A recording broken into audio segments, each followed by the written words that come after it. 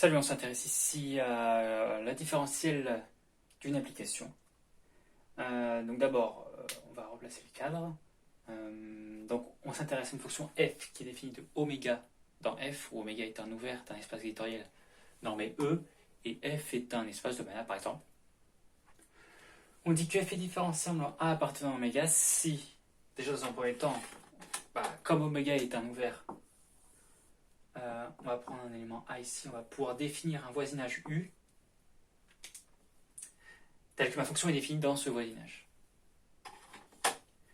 D'accord. Donc si pour toute h appartenant à E, tel que A plus H appartient à ce voisinage, si vous voulez que je m'intéresse localement à la valeur de f, et ben j'ai f de A plus H. Donc dans ce voisinage, f de A plus H vaut f de A, localement, si vous voulez, c'est un peu la continuité de la fonction f, d'accord, plus dfa de h, un terme qui serait linéaire en h, plus un petit taux de norme de h. Si vous voulez, ce serait l'équivalent de la dérivée, mais dans un cadre plus général. Et donc dfa, c'est une application linéaire et continue. Continue est obligatoirement acquis en dimension finie, puisqu'une application linéaire en dimension finie, et continue. Donc voilà, donc dfa, ça va jouer le rôle de la pente, si vous voulez, dans un cadre plus général. Donc on va s'intéresser ici à la différentielle de la fonction a qui associe l'inverse de la matrice A. Ok, donc déjà, première difficulté, il faut s'intéresser au domaine de définition de cette fonction-là. Le fameux oméga qui serait un ouvert. Bon, dans quel cas est-ce qu'une matrice est inversible, par exemple? Bon, si A est dans GLN de R. Intéressons-nous par exemple à ce cas-là. Si A GLN de R, son déterminant est non nul, donc la matrice A est inversible, d'accord? Et on pourrait dire que ça va dans GLN de R, mais on peut dire plus généralement que ça va dans MN de R. Ça, c'est bien l'espace vectoriel. Voilà. D'accord. GLN de R, qui est inclus dans MN de R, à valeur dans MN de R. Et est-ce que GLN de R est un ouvert de MN de R? Est-ce que GLN de R ouvert de MN de R? Donc ça, il y a diverses approches pour répondre à cette question. On peut par exemple là s'intéresser à des petites boules centrées en ma matrice et montrer que elle va également être inversible dans cette petite boule. Enfin, toute matrice dans cette petite boule va être inversible. C'est un peu délicat. Une manière plus directe de le voir, c'est de dire que GLN de R, c'est les matrices de déterminants non nuls. Donc c'est l'image réciproque par déterminant de l'ensemble R étoile. Ça, est-ce que c'est un ouvert?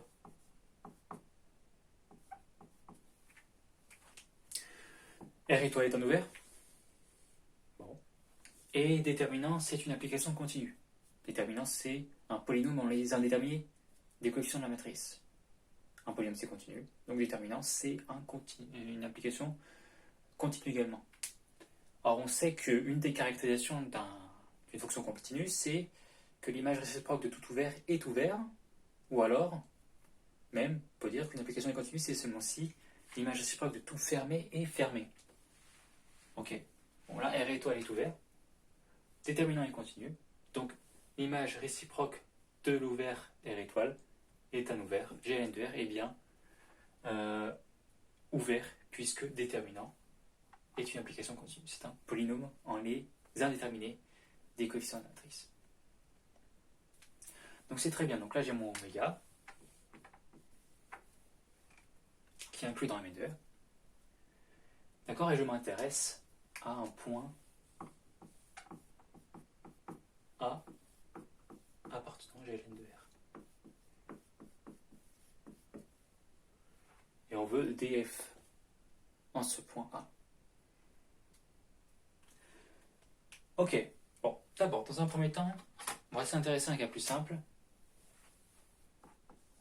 Si A égale 1, l'identité si vous voulez. Donc on va s'intéresser à la différence f de a plus h moins f de a. Dans le cas in, ça vaut f de i plus h moins f de i. Je ne vais pas mettre le n, je vais juste laisser avec i. J'ai l'habitude comme ça.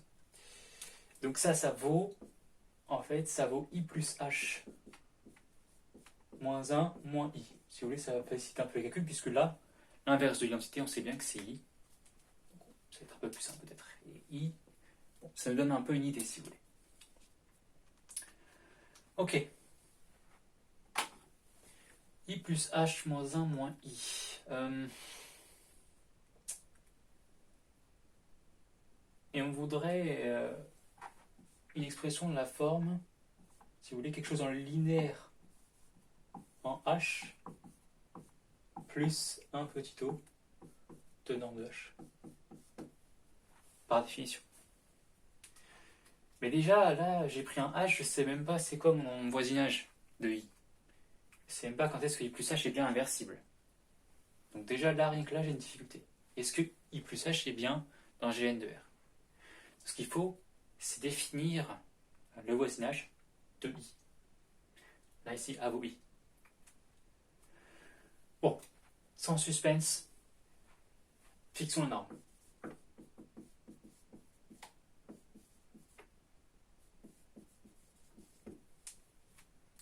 Là, on va faire des calculs de majoration de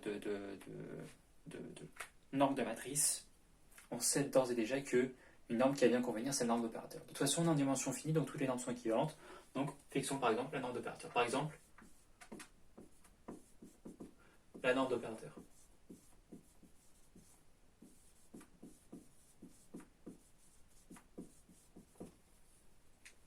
Je rappelle qu'avec la norme d'opérateur, on a norme de m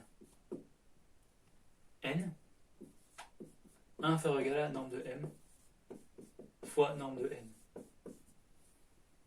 Ce qui nous permet, entre autres, de définir par récurrence la relation norme de m puissance k inférieur ou égal à la norme de m puissance k. Ça, c'est vraiment des inégalités fondamentales pour ces problèmes de majoration de normes quand on utilise la norme d'opérateur. Donc, elle est très pratique pour ce genre de problème. Donc, voilà.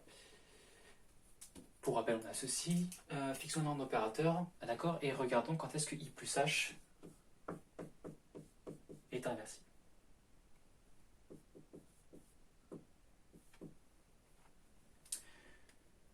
En fait, i plus h n'est pas inversible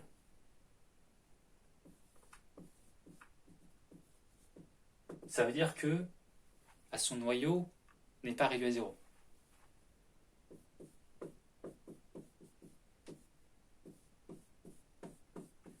C'est-à-dire qu'il existe un vecteur x non nul tel qu'il est plus hx égale 0. D'accord? M appartient à Gn de R équivaut ker M égale 0. Gn de R, c'est une matrice inversible et une matrice carrée, elle est inversible si elle seulement si elle est injective. C'est une projection linéaire. Une projection linéaire est injective si seulement si son noyau est réduit à 0. Voilà, donc je dis que ça, c'est équivaut à dire qu'il existe un vecteur x non nul tel que i plus h fois x égale 0, c'est-à-dire que son noyau n'est pas réduit à 0. Ça équivaut à dire que hx égale moins x. J'ai distribué, passer le x de l'autre côté. Ça équivaut à dire que x est non nul. Ça équivaut à dire que moins 1 est une valeur propre de h. Donc en fait, il suffirait de dire que i plus h n'a pas moins 1 comme valeur propre. Bon, par exemple, si norme de h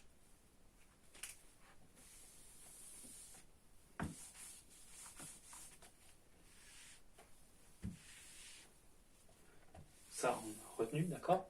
Si norme de h strictement inférieur à 1, on va pouvoir se dire que ça peut marcher peut-être. Alors,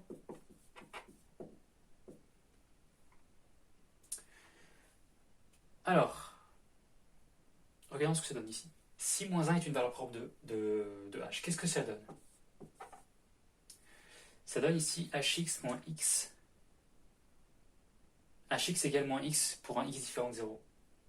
Donc si je regarde hx plutôt 1 sur norme de x. Ok.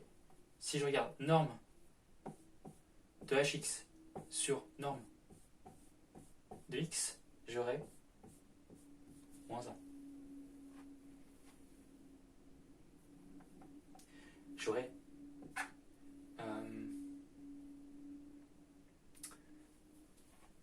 donc hx, ça vaut 1, voilà. Je passe à la norme, j'aurai norme de hx égale à norme de x. Donc hx sur norme de x égale à 1.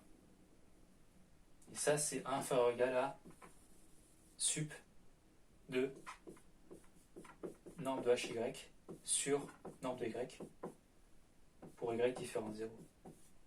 Puisque x est différent de 0. Bon, bah ça, par définition, c'est la norme de h. Qui vaudrait 1 dans ce cas-là.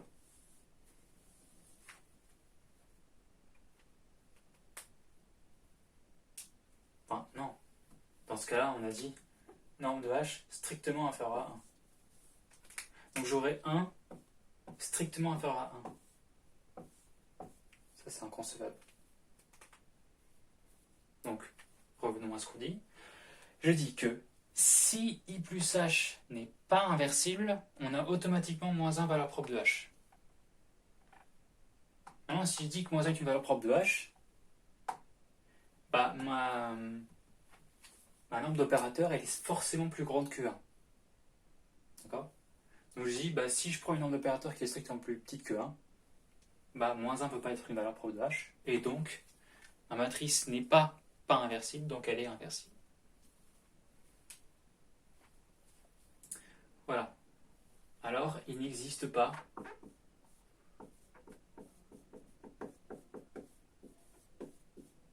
de x différent de 0 tel que bah, i plus h x égale 0, c'est-à-dire bah, que le seul cas x qui convient, ce serait 0. Ce qui veut dire que i plus h est inversible. Voilà. Donc si ma norme elle est plus petite que 1 strictement, je suis automatiquement inversible. Donc je peux définir ma fonction f sur ce voisinage. Le voisinage en question, ce serait pour des normes strictement plus petites que 1. Par exemple, je vais prendre soit u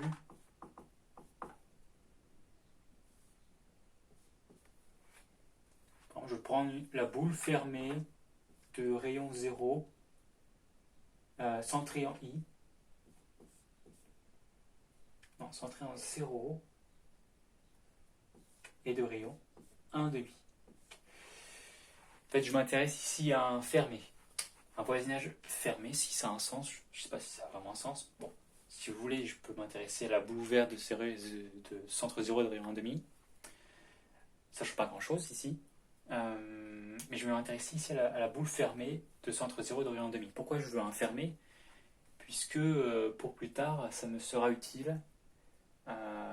Mais sachez qu'en fait, je peux m'intéresser à cet ensemble-là. En fait, là, je dis qu'en fait, là, en fait, j'aurais pu avoir la boule ouverte 0, 1. Moi, je dis qu'en fait, j'ai envie d'avoir un fermé, un compact, plus pratique pour faire des calculs. Donc, j'ai pris plutôt la boule fermée, centrée en 0 et de rayon 1 demi. Voilà, pour avoir un fermé.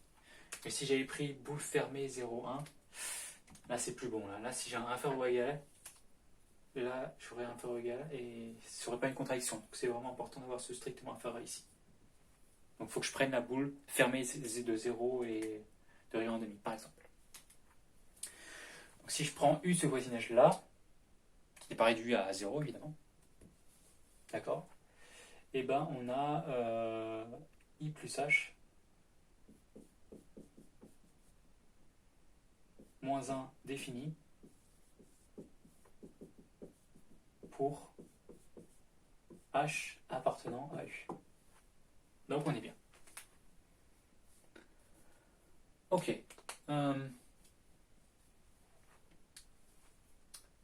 D'accord, donc on a défini notre petite boule. C'est très bien. Maintenant, on veut calculer quel est ce terme linéaire en H. Ok. Vu comme ça, là, j'ai un I plus H. C'est bon, non, le problème est résolu. Si j'ai un I plus H moins 1 comme ça, moins I, j'ai avec des matrices. C'est pas forcément facile de voir quel est le terme linéaire ici. Surtout à cause du moins 1 finalement. Mais bon. Essayons de voir ce que ça donne même pour le cas réel par exemple. Mon I ce serait un 1 et mon H ce serait, mettons un petit x par exemple. Je peux écrire un petit h si vous voulez. Dans le cas réel. Mais bon voilà, hop, je préfère écrire un petit x. Moins 1, moins 1. 1 plus x, donc avec x, si vous voulez, qui va être strictement inférieur à 1,5. Donc ça vaut pas 0.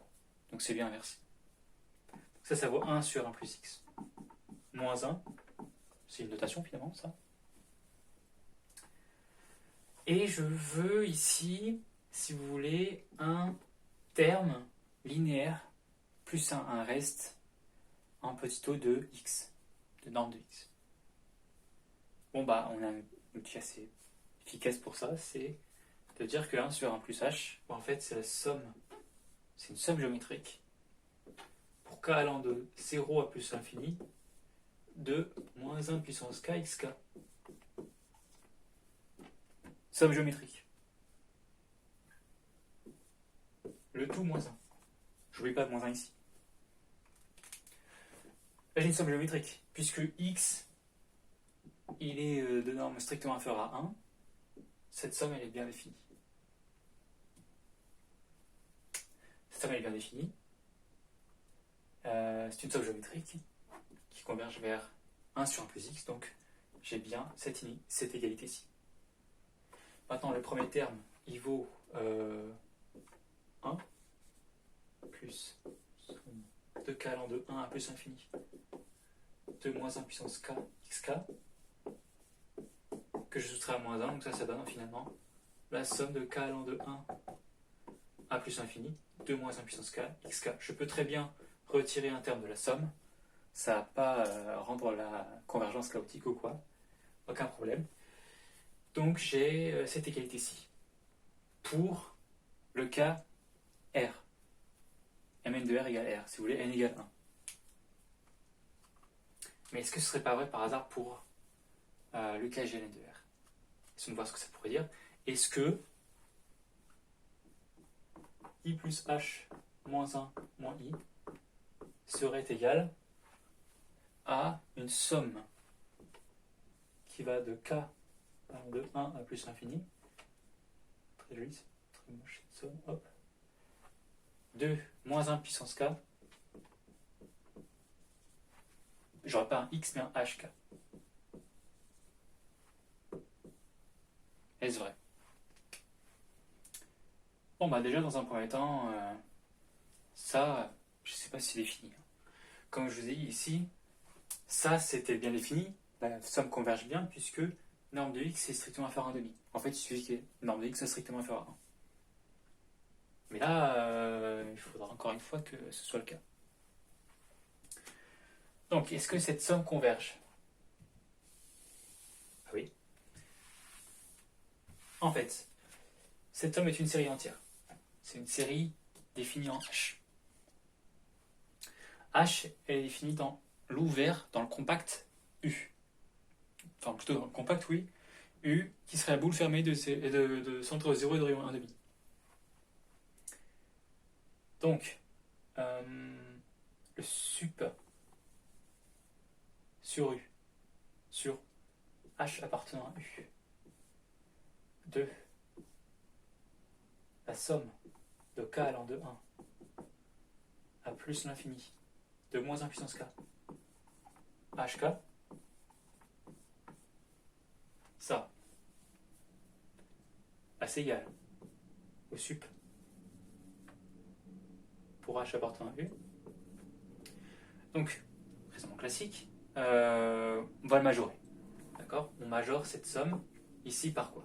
Bah, la norme, on la fait rentrer à l'intérieur. Somme de k allant de 1. Alors non, ce que je vais faire, c'est pas ça, c'est... je ne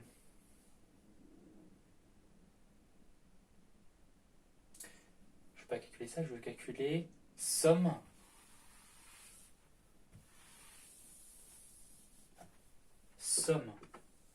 k allant de 1 à plus l'infini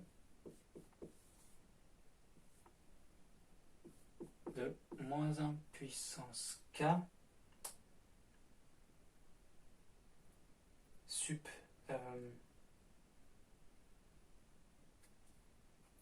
de sup pour h appartenant à u de la norme de moins 1 puissance k h puissance k comme ceci.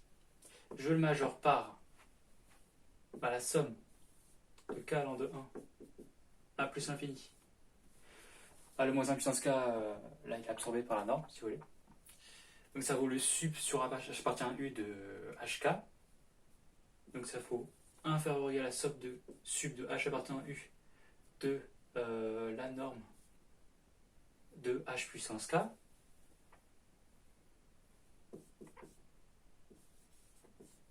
D'accord? Sauf que là j'ai une norme d'opérateur. Donc la norme de h puissance k, ça vaut... Enfin c'est inférieur ou égal à norme de h à la puissance k.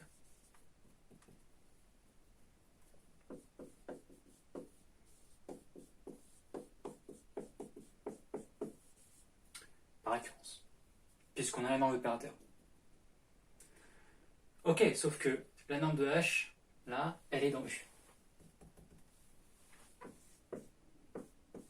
Que c'est inférieur ou égal à la somme de k allant de 1 à plus l'infini de sup pour h appartenant à u, norme de h puissance k, c'est-à-dire sup pour h appartenant à u de 1 demi puissance k. C'est-à-dire 1 demi puissance k. Voyez, c'est là que vient l'intérêt d'avoir pris cette boule fermée de centre 0 et d'orient 1 demi.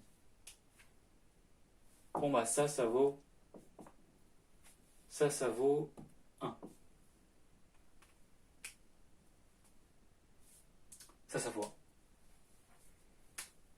vaut 1 demi sur 1 moins la raison.